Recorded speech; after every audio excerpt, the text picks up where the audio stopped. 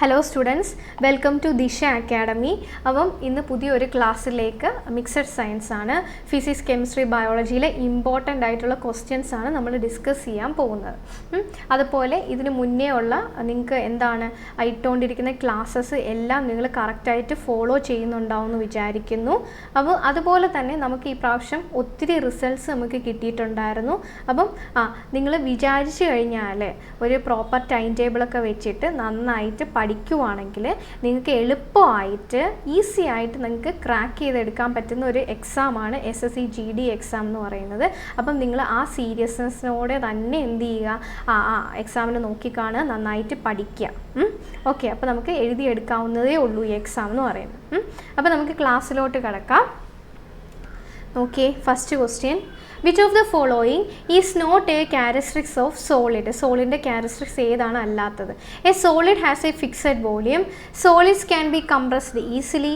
Solids can break when subjected to force. അതേപോലെ it is difficult to change the shape of solid, so they are hard.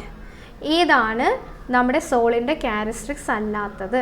Okay, സാധാരണ നമ്മൾ മാറ്റേഴ്സിനെ മൂന്നായിട്ടാണ് പറയുന്നത്. ബേസിക്കായിട്ട് solid, liquid, അതേപോലെ എന്താണ് gas. Solid, liquid, gas. ഞാൻ just ഒരു കുഞ്ഞ് ഡയഗ്രാമായിട്ട് വരയ്ക്കാം.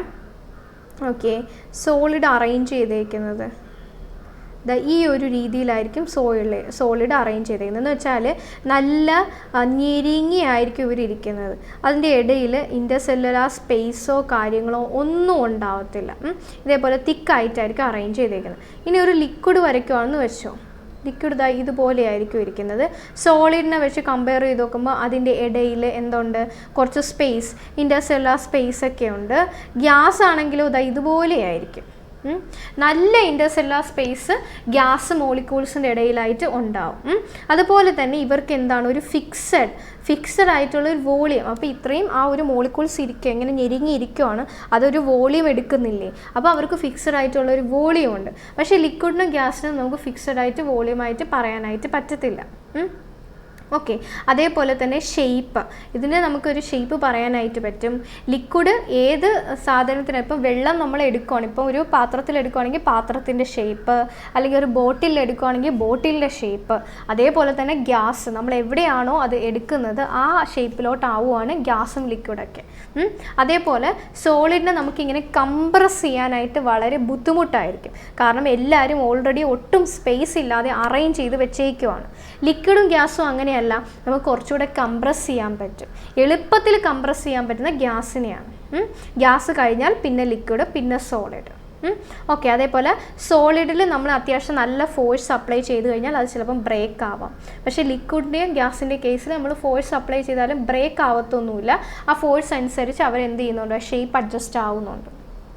ഓക്കെ, അപ്പം ഇതിൽ നമ്മൾ പറഞ്ഞേക്കുന്നത് എന്താണ്, സെക്കൻഡ് നോക്കിയേ. Solids can be compressed easily. സോളിഡിനെ ഈസിലി കംപ്രസ് ചെയ്യാൻ പറ്റുമോ? ഇല്ല. ലിക്വിഡ് ഗ്യാസ് ആയിരുന്നെങ്കിൽ ഓക്കെ, നമുക്ക് പറയാമായിരുന്നു. പക്ഷേ സോളിഡ് ഈസിലി കംപ്രസിബിൾ അല്ല. അപ്പം സോളിഡ് ഒരു ക്യാരക്ടറിസ്റ്റിക് അല്ല എന്തെന്ന് പറയുന്നത് ഈ സെക്കൻഡ് എന്ന് പറയും. ബാക്കി solid has a fixed volume ആണ്. Solid can break when subjected to force തന്നെയാണ്. ഫോഴ്സ് അപ്ലൈ ചെയ്താൽ ബ്രേക്ക് ചെയ്യാൻ പറ്റും. അതേപോലെ it is difficult to change the shape of solid. സോളിഡിൻ്റെ ഷേപ്പ് മാറ്റാനായിട്ട് ഡിഫിക്കൽട്ടായിരിക്കും. ഓക്കെ, അപ്പം ആ ഒരു ക്വസ്റ്റ്യൻ മനസ്സിലായിട്ടുണ്ടാവുമെന്ന് വിചാരിക്കുന്നു. അപ്പോൾ next question. Which of the following reacts with water? വാട്ടറുമായിട്ട് റിയാക്ട് ചെയ്യുന്നത് ഏതാണ്? Silver, copper, lead, calcium. Just നിങ്ങൾ ലോജിക്ക് ഉപയോഗിച്ച് കഴിഞ്ഞാൽ പെട്ടെന്ന് കിട്ടും, വേറെ ഒന്നും ചിന്തിക്കേണ്ട. സിൽവറിൻ്റെ കൂടെ വാട്ടർ റിയാക്ട് ചെയ്യുമോ? കോപ്പറിൻ്റെ കൂടെയൊക്കെ റിയാക്ട് ചെയ്ത് എന്തെങ്കിലും ഉണ്ടാവുന്ന കണ്ടിട്ടുണ്ടോ? ലെഡ് നമ്മൾ യൂസ് ചെയ്യുന്ന ലെഡ് യൂസ് ചെയ്തിട്ടുള്ള ലാബിലൊക്കെ യൂസ് ചെയ്തിട്ടുള്ളവർക്കൊക്കെ അറിയാം ലെഡ്. കാൽഷ്യം നിങ്ങൾ എവിടെയെങ്കിലുമൊക്കെ കണ്ടിട്ടുണ്ടോ? കാൽഷ്യം ഓക്സിജനുമായിട്ട് ചേർന്നിട്ട് വാട്ടറുമായിട്ട് ചേർന്നിട്ട് എന്തെങ്കിലുമൊക്കെ ഫോം ചെയ്യുന്നത് നിങ്ങൾ ഉറപ്പായിട്ടും എവിടെയെങ്കിലുമൊക്കെ കേട്ടിട്ടുണ്ടാവും. അപ്പോൾ ജസ്റ്റ് ലോജിക്ക് ഉപയോഗിച്ചാൽ തന്നെ നമുക്ക് ആൻസർ ചെയ്യാൻ പറ്റുന്ന ക്വസ്റ്റ്യൻ ആണ്. Which of the following reacts with water എന്ന് ചോദിച്ചാൽ ആരാണ്? കാൽഷ്യമാണ് വാട്ടറുമായിട്ട് റിയാക്ട് ചെയ്യുന്നത്. സിൽവറോ കോപ്പറോ ലെഡോ ഒന്നും എന്ത് ചെയ്യത്തില്ല, വാട്ടറുമായിട്ട് റിയാക്ട് ചെയ്യത്തില്ല. അപ്പം ഇത് പിന്നെ നമുക്ക് കുറച്ച് ലോജിക്കായിട്ട് മീൻസ് അല്ല, ലോജിക്ക് ഉപയോഗിച്ച് നിങ്ങൾക്ക് ഇങ്ങനെ തന്നെ കണ്ടുപിടിക്കാനായിട്ട് പറ്റും. ബാക്കിയായിട്ട് റിയാക്ട് ചെയ്യാൻ സാധ്യതയില്ല. സിൽവറൊക്കെ ആയിട്ട് റിയാക്ട് ചെയ്യുമോ വാട്ടർ? ഇല്ലല്ലോ. നമ്മൾ സിൽവറൊക്കെ യൂസ് ചെയ്യുന്ന ആൾക്കാരല്ലേ സിൽവർ, അവ റിയാക്ട് ചെയ്യത്തില്ല. അപ്പം ലോജിക്ക് ഉപയോഗിച്ച് കണ്ടുപിടിക്കാം. അല്ല, നമുക്ക് എന്ത് ചെയ്യാൻ പറ്റും, ഇതിൻ്റെ ഒരു സീരീസ് ഉണ്ട്, കെമിക്കൽ റിയാക്ടിവിറ്റി സീരീസ് എന്ന് പറയും. അപ്പോൾ അത് വെച്ചിട്ട് ഇതിപ്പോൾ കാൽഷ്യം ആയതുകൊണ്ടും അതേപോലെ ബാക്കിയുള്ള ഓപ്ഷൻസ് സിമിലർ ആയതുകൊണ്ട് നമുക്ക് പെട്ടെന്ന് ആൻസർ ചെയ്യാൻ പറ്റി. അല്ലാത്ത പക്ഷം നമുക്ക് ഇത് അറിഞ്ഞു കഴിഞ്ഞാൽ പെട്ടെന്ന് ആൻസർ ചെയ്യാൻ പറ്റും. റിയാക്ടിവിറ്റി നോക്കിയേ, റിയാക്ടിവിറ്റി റിയാക്ട്സ് വിത്ത് വാട്ടർ കൊടുത്തിട്ടുണ്ട്, റിയാക്ട്സ് വിത്ത് ആസിഡ് കൊടുത്തിട്ടുണ്ട്, പിന്നെ ഹൈലി റിയാക്ടിവിറ്റി തീരെ കുറവുള്ളവരെയാണ് ഇത് ഇവിടെ കൊടുത്തേക്കുന്നത്. Okay, platinum, gold, silver, mercury, copper, bismuth, antimony. അതേപോലെ ഹൈഡ്രജനെ നമ്മളൊരു സ്റ്റാൻഡേർഡ് ആക്കിയാണ് എടുത്തേക്കുന്നത്. കമ്പയർ ചെയ്യാൻ വേണ്ടി യൂസ് ചെയ്യുന്നതാണ് ഹൈഡ്രജൻ എന്ന് പറയുന്നത്. ഹൈഡ്രജൻ്റെ മുകളിലുള്ളവർ നോക്കിയേ, ഇവരെല്ലാം നല്ല റിയാക്റ്റീവ് ആയിട്ടുള്ളതാണ്. അത് നോക്കിയേ, ഇതാ ഇവിടം വരെ ഈ കാൽഷ്യം വരെ എന്താണ്, വാട്ടറിൻ്റെ കൂടെ റിയാക്ട് ചെയ്യുന്നവരാണ് ഇതെല്ലാം. ഏത് potassium, sodium, lithium, barium, strontium, calcium എന്നൊക്കെ പറയുന്നു.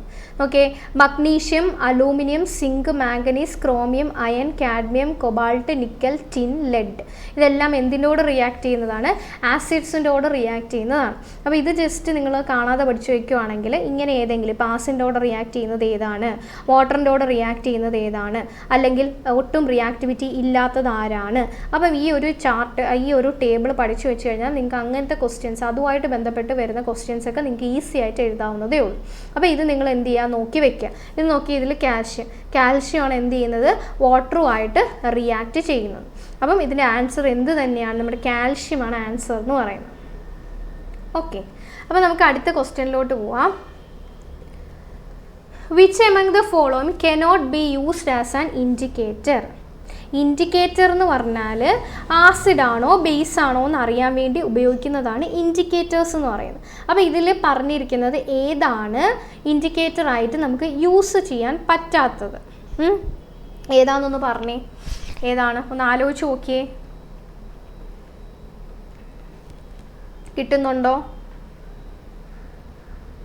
നോക്കിയേ, ഇതിൽ നമുക്ക് ഇൻഡിക്കേറ്റർ ആയിട്ട് യൂസ് ചെയ്യാൻ പറ്റാത്തത് ആരെന്ന് ചോദിച്ചാൽ ആരാണ്? കോമൺ സോൾട്ട് ആണ്. കോമൺ സോൾട്ടിനെ നമ്മൾ ഇൻഡിക്കേറ്റർ ആയിട്ട് യൂസ് ചെയ്യാൻ പറ്റത്തില്ല. നോക്കിയേ, ചൈന റോസിനെ നമുക്ക് ഇൻഡിക്കേറ്റർ ആയിട്ട് യൂസ് ചെയ്യാൻ പറ്റും. ഓക്കെ, ഇപ്പോൾ ചൈന റോസ് ആസിഡിൻ്റെ കേസിലാണെങ്കിൽ അത് എന്ത് കളറായിട്ട് മാറും എന്നറിയാവോ? അത് പിങ്ക്, നല്ല അത്യാവശ്യം ഡാർക്ക് പിങ്ക്, അല്ലെങ്കിൽ ഒരു മജന്ത കളറായിട്ട് നമുക്ക് കാണാനായിട്ട് പറ്റും, ആസിഡാണ് നമ്മൾ എടുക്കുന്നതെങ്കിൽ. ഇനി എങ്ങാനും നമ്മൾ ബേസ് ആണ് എടുക്കുന്നതെങ്കിൽ ആ ചൈന റോസ് ഒരു ഗ്രീൻ കളറിലായിട്ട് മാറും. അപ്പോൾ ആസിഡ് ആണെങ്കിൽ പിങ്ക്, ബേസ് ആണെങ്കിൽ ഗ്രീൻ കളറായിട്ട് വരും. ഇനി ഫിനാഫ്തലീൻ ആണെങ്കിലോ, ഫിനാഫ്തലീൻ്റെ കേസിൽ ആസിഡ് ആണെങ്കിൽ അതെന്തായിരിക്കും? അത് കളർലെസ് ആയിരിക്കും, പ്രത്യേകിച്ച് കളറൊന്നും ഉണ്ടാവത്തില്ല. ഇനി അത് ബേസ് ആണെങ്കിൽ ഒരു പിങ്ക് കളർ വരും, ഒരു പിങ്ക് കളർ നമുക്ക് കാണാനായിട്ട് പറ്റും. ഇത് നോക്കി, ടർമറിക് ആണെങ്കിലോ, ആസിഡ് ആണെങ്കിൽ അത് ആ മഞ്ഞ കളർ തന്നെയായിരിക്കും, യെല്ലോ തന്നെ. ടർമറിക്കിൻ്റെ യെല്ലോ കളർ തന്നെയാണല്ലോ, യെല്ലോ കളർ തന്നെയായിരിക്കും. ഇനി ബേസ് ആണെങ്കിൽ അത് റെഡ് കളറാവും. അത് നിങ്ങൾ കുഞ്ഞിലേക്ക് ഡ്രസ്സിൽ മഞ്ഞളായിട്ട് അത് പോയി സോപ്പ് ഇടുമ്പോൾ എന്ത് ചെയ്യുന്നുണ്ട്? റെഡ് കളറാവുന്നുണ്ട്. അത് ബേസ് ആകുമ്പോൾ റെഡ് കളറാണ് കാണിക്കുന്നത്. ഓക്കെ, സോപ്പ് യൂസ് ചെയ്യുന്നത്, സോപ്പ് ബേസിക് ആണല്ലോ. അപ്പോൾ എന്താണ് which of the following cannot be used as A indicator? എന്താണ് ആൻസർ എന്ന് പറയുന്നത്? സോൾട്ടിനെ നമുക്ക് ഒരിക്കലും ഇൻഡിക്കേറ്റർ ആയിട്ട് യൂസ് ചെയ്യാൻ പറ്റത്തില്ല. ഇപ്പോൾ ആസിഡും ബേസും കൂടെ റിയാക്ട് ചെയ്യുമ്പോഴും നമുക്ക് ന്യൂട്രലൈസേഷൻ, ആ ഒരു റിയാക്ഷൻ വഴി നമുക്ക് കിട്ടുന്നത് സോൾട്ട് തന്നെയാണ്. അപ്പോൾ സോൾട്ടിനെ ഒരിക്കലും അത് ന്യൂട്രലൈസ് ആയിട്ട് നമുക്ക് യൂസ് ചെയ്യാൻ, മീൻസ് അല്ലാതെ ഇൻഡിക്കേറ്റ് ചെയ്യാൻ വേണ്ടി ആസിഡാണോ ബേസ് ആണോ തിരിച്ചറിയാൻ വേണ്ടി നമുക്ക് യൂസ് ചെയ്യാൻ പറ്റത്തില്ല. അപ്പം അതിന് നമുക്ക് യൂസ് ചെയ്യാൻ പറ്റുന്ന ചൈന റോസ് നമുക്ക് യൂസ് ചെയ്യാൻ പറ്റും. ചൈന റോസ് എന്ത് ചെയ്യും? ആസിഡ് ആണെങ്കിൽ അത് അപ്പോഴേ ഡാർക്ക് പിങ്ക് അല്ലെങ്കിൽ ഒരു മജന്ത കളറാവും, ബേസ് ആണെങ്കിൽ അതൊരു ഗ്രീൻ കളർ കാണിക്കും. ഫിനാഫ്തലീൻ ആണെങ്കിലോ ആസിഡിൻ്റെ കേസിൽ പ്രത്യേകിച്ച് കളറൊന്നുമില്ല, കളർലെസ് ആയിരിക്കും, ബേസ് ആണെങ്കിൽ പിങ്ക് കളർ.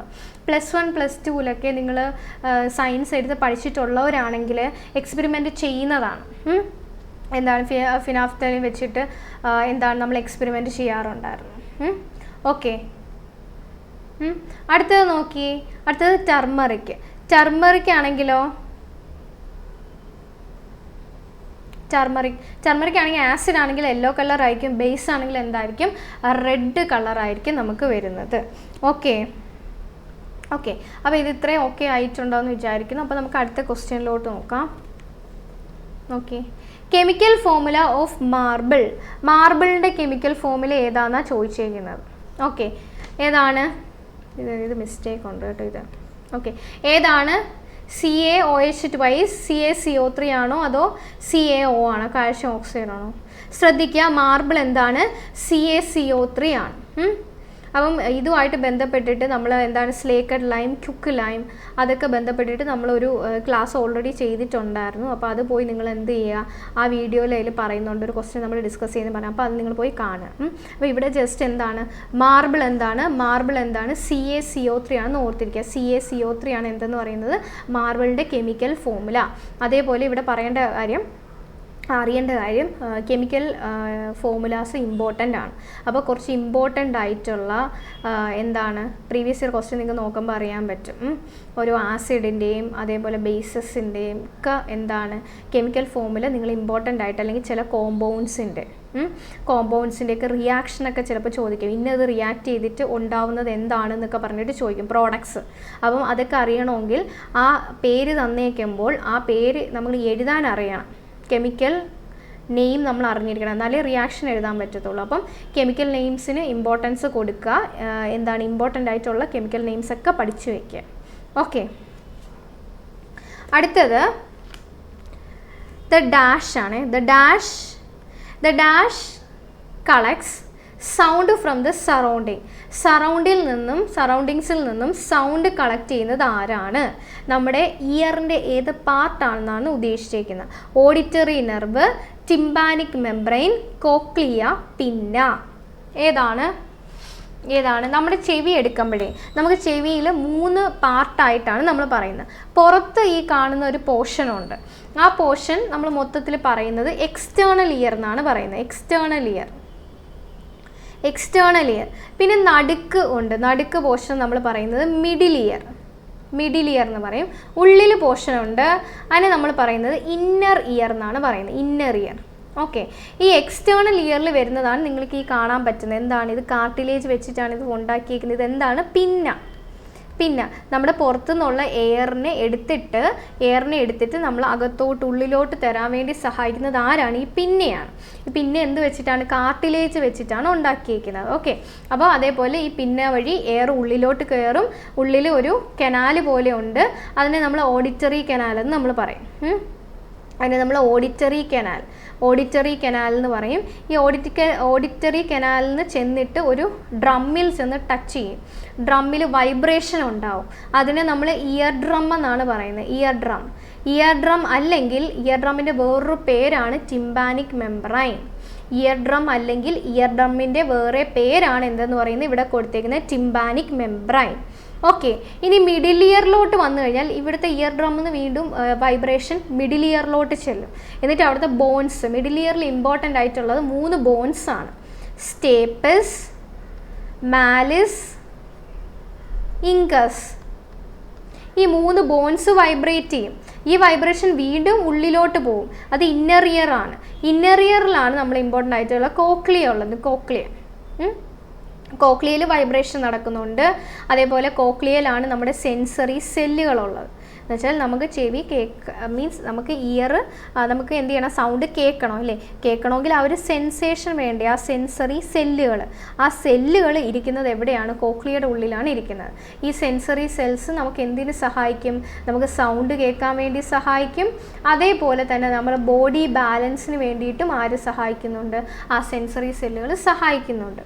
ഓക്കെ, അപ്പം എക്സ്റ്റേണൽ ഇയറിൽ പിന്നെ ഓഡിറ്ററി കനാൽ, ഇയർ ഡ്രം ഒക്കെ വരുന്നുണ്ട്. മിഡിൽ ഇയറിലാണ് സ്റ്റേപ്പിസ്, മാലിസ്, ഇൻകസ്, സ്റ്റേപ്പിസ് എന്നാണ് നമ്മൾ ആ ഓർഡറിന് എപ്പോഴും പറയുന്നത്. Malice, incus, stapes. ഓക്കെ, അപ്പോൾ ഞാൻ ഈ ഓർഡർ അല്ലാതെ എഴുതിയിരിക്കുന്നത്. അപ്പം സ്റ്റേപ്പിസ് എന്താണ്? സ്റ്റേപ്പിസ് നമ്മുടെ ഹ്യൂമൻ ബോഡിയിലെ ഏറ്റവും ചെറിയ ബോൺ ആണ് ഏതെന്ന് പറയുന്നത് സ്റ്റേപ്പിസ് എന്ന് പറഞ്ഞു. ഇനി പറഞ്ഞേ, dash collect sound from the surrounding. നമ്മുടെ ചുറ്റുമുള്ളതിൽ നിന്നും സൗണ്ട് കളക്ട് ചെയ്ത് ഉള്ളിലോട്ട് വിടുന്നത് ആരാണ്? പിന്നെയാണ്. നമ്മൾ ഈ മടക്കുന്ന ഇതാണ് പിന്ന എന്ന് പറയുന്നത്. ഓക്കെ, അങ്ങനെയാണെങ്കിൽ അടുത്ത ക്വസ്റ്റ്യൻ നമുക്ക് നോക്കാം. Which blood group has antibody? Antibody ഉള്ളത് ഏത് ബ്ലഡ് ഗ്രൂപ്പിലാണെന്നാണ് ചോദിച്ചിരിക്കുന്നത്? O, AB, AB. ഏതിലാണെന്ന് അറിയാവോ?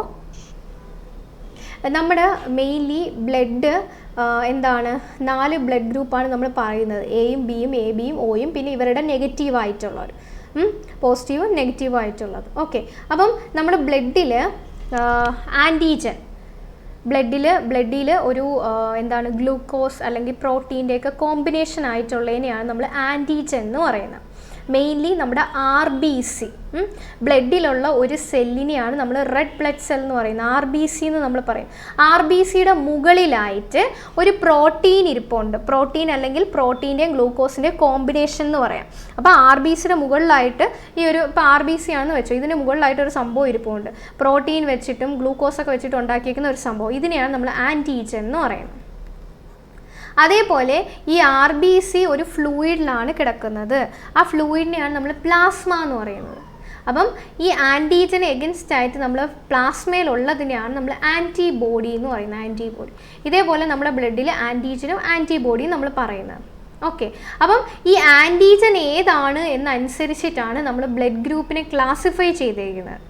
ഇപ്പം നോക്കിയേ, ഞാൻ എഴുതുവാണ്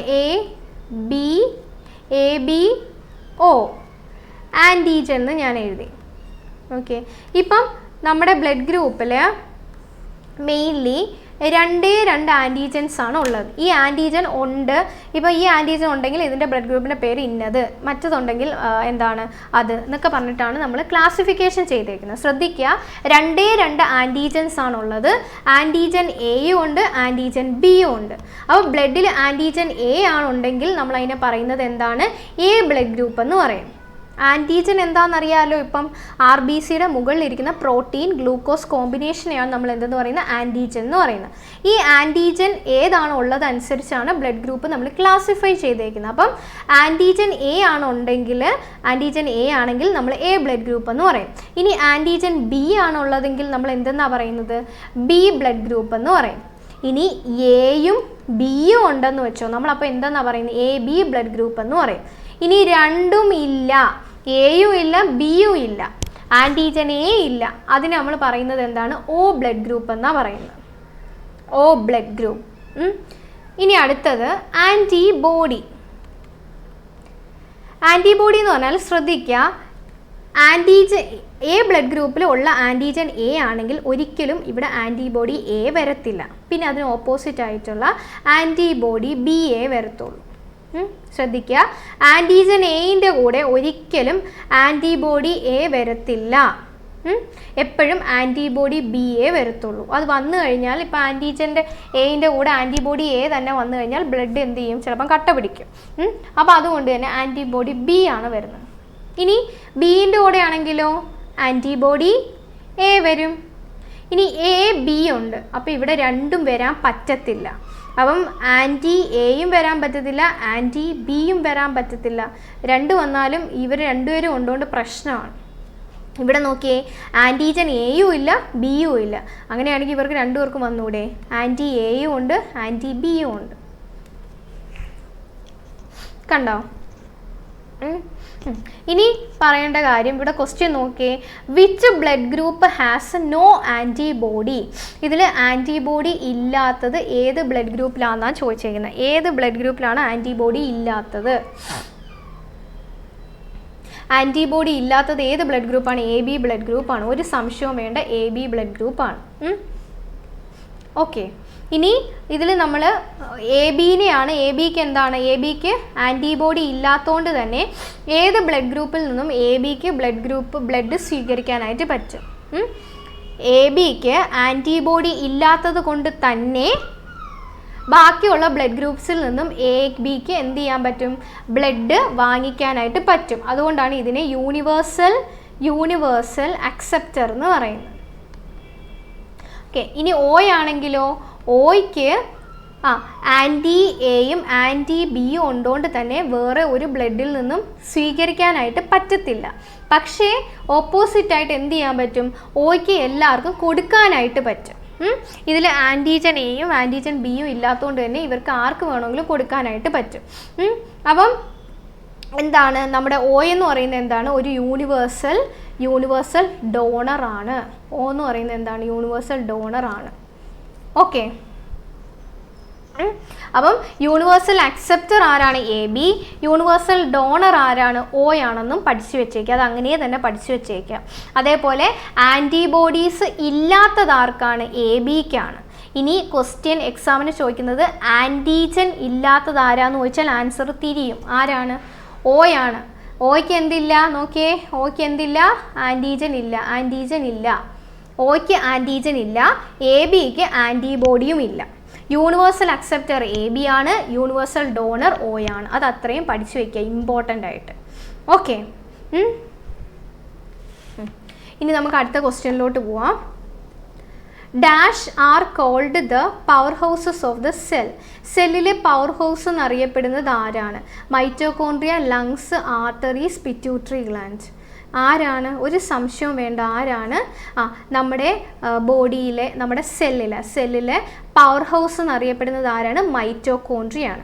കാരണം മൈറ്റോകോൺട്രിയയിൽ റെസ്പിറേഷൻ നടക്കുന്നുണ്ട്, എയറോബിക് റെസ്പിറേഷൻ നടക്കുന്നുണ്ട്. അതിൻ്റെ ഫലമായിട്ട് എന്ത് ചെയ്യുന്നുണ്ട്?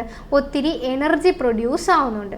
അത്രയും എമൗണ്ട് ഓഫ് എനർജി പ്രൊഡ്യൂസ് ആവുന്നതുകൊണ്ട് തന്നെ power house of the cell എന്നറിയപ്പെടുന്നത് ആരെയാണ്? മൈറ്റോകോൺട്രിയനെയാണ് power house of the cell എന്നറിയപ്പെടുന്നത്. ഓക്കെ, അതേപോലെ protein factory of the cell എന്നറിയപ്പെടുന്നത് ആരാണ്? പ്രോട്ടീൻ ഫാക്ടറി എന്നറിയപ്പെടുന്നത് ആരെയാണ്? പ്രോട്ടീൻ ഫാക്ടറി എന്നറിയപ്പെടുന്നത് റൈബോസോമിനെയാണ്, റൈബോസോം. അതേപോലെ സെല്ലിലെ ഏറ്റവും ലാർജസ്റ്റ് ഓർഗനൽ ഏതാണ്? Nucleus.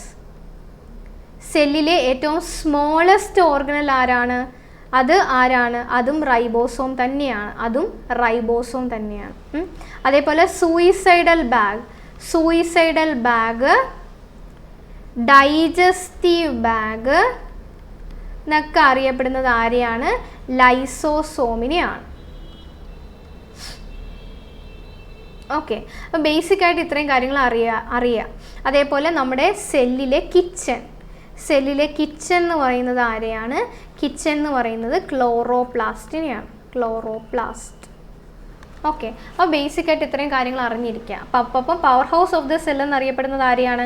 മൈറ്റോകോൺട്രിയനെയാണ് power house of the cell എന്നറിയപ്പെടുന്നത്. ഓക്കെ, അപ്പോൾ അടുത്ത ക്വസ്റ്റ്യൻ. ഓക്കെ, നമ്മുടെ SSC GDയുടെ ഓൺലൈൻ കോഴ്സസ് അവൈലബിൾ ആണ്.